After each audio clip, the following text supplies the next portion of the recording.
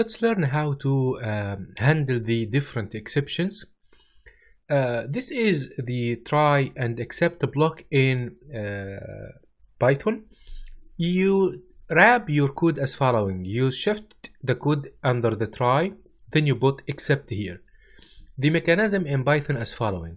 If there is any problem that happened in this code and something raised an exception, raised an error, then the except part will be activated, and then you can do here whatever you would like to do.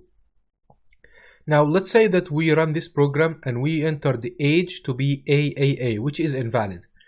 In line 6 here, casting or integer function over the age will fail, but this time instead of a complete crash for the program, the except part or the except block here will be activated. We will write invalid input and we'll put age none, then we go out of that, return age, and that's it.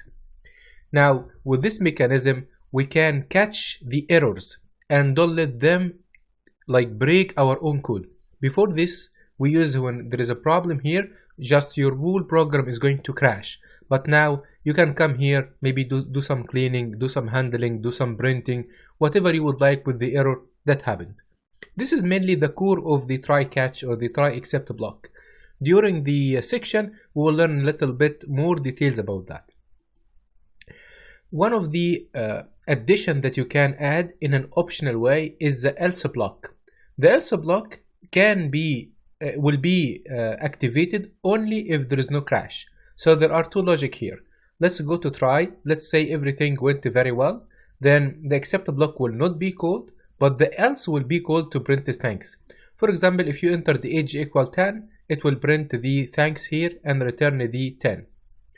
But on the other side, if you entered something wrong here and we couldn't convert it, the except block will be activated.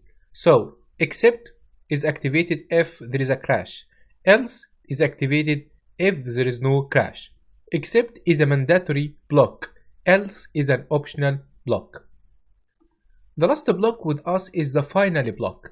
The finally block is also optional, but it will be called in all of the cases, regardless if there is a failure or not. So let's try to think about that. Let's say we entered something wrong here, then the except will be activated block, and after that the finally will be activated.